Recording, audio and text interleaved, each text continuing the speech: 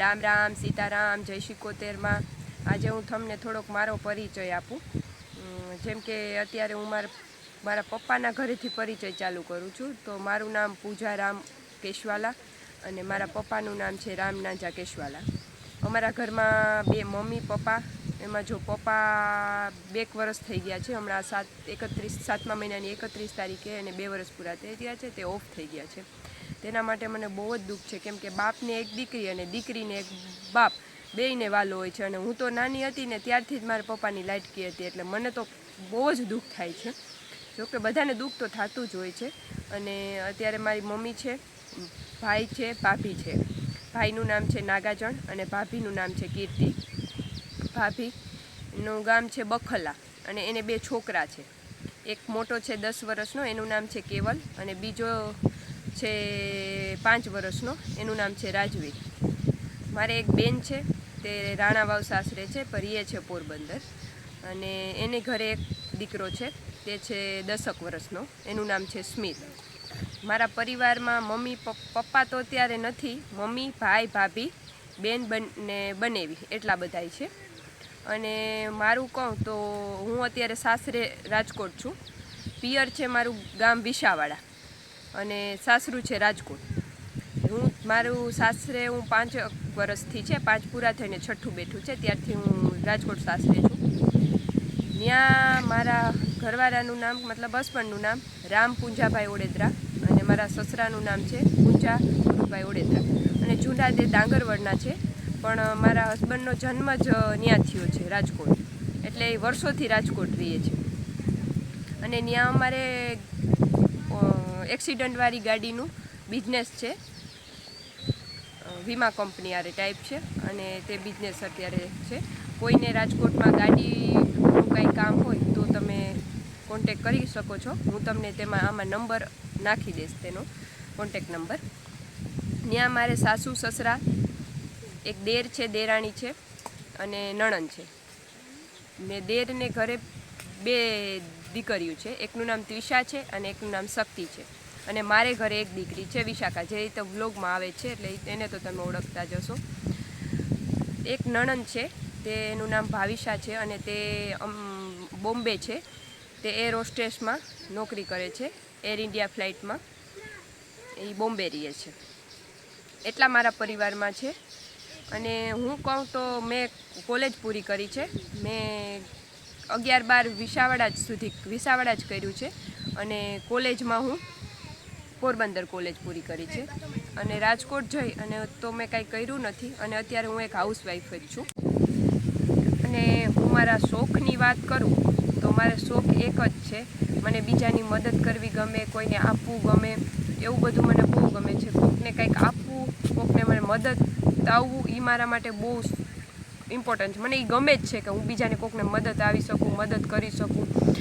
જેમ કે અત્યારે હું નાની હતી ને ત્યારથી જ મારા પપ્પાએ મને પહેલી વખત હું ટ્રેક્ટર ચલાવતા શીખી હતી, ત્યારે તો મને કાંઈ હોન્ડાઈ નહોતું આવડતું ને કદાચ સાયકલે નહીં આવડતી હોય, પહેલી વાર હું ટ્રેક્ટર હાંકતા શીખી હતી। એ પણ મારું બીજી વાડી છે ને, ત્યાંથી મારા ભાઈએ એમ કીધું હતું કે તું ટ્રેક્ટર લઈને જા, હું તારી પાછળ આવું છું। એ પાછળ નહોતો આવ્યો અને હું અહીંયા પહોંચી ગઈ હતી।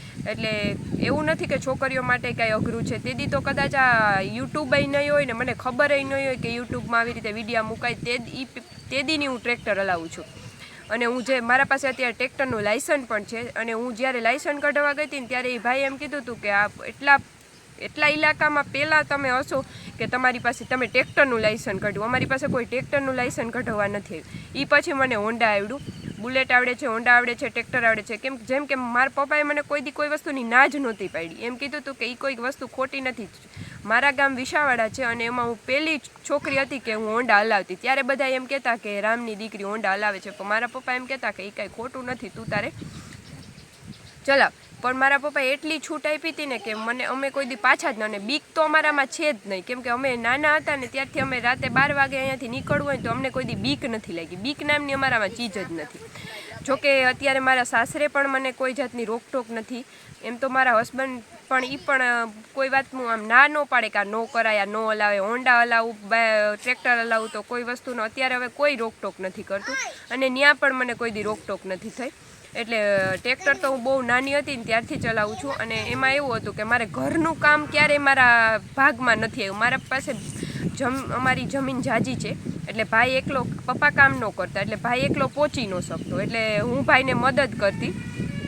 એના માટે અમારે 3 વાડી છે. એક પાલખડાના સીમમાં છે મલાર કરી, પછી એક વિસાવાડા છે, અને બીજી દરિયાકાંઠે છે. વિસાવાડા અને દરિયા 3 વાડી છે, એટલે ત્યાં બધે જાવું આવવું કામ કરવું. ભાઈ એકલો ન પહોંચી શકતો, એટલે એ હું કરતી.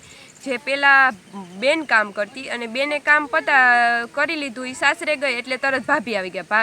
ભાઈના લગ્ન કદાચ 10-11 વર્ષ પહેલાં થયા છે, એટલે એ તરત આવી ગયું. એટલે પછી ભાભી ઘરનું કામ સંભાળતી, અને મને આવું ટ્રેક્ટર ને હોન્ડા ના આવડતું હતી. કોઈ મજૂરોને મૂકવા જવું, કોઈ લેવા જવું, કોઈ ગામમાં દૂધ દેવા જવું, કોઈ છોકરાઓને સ્કૂલે મૂકવા જવું, એવું બધું જ કામ કરતી હું. ઘરનું કામ તો મારે ભાગ બહુ જ ઓછું આવ્યું છે.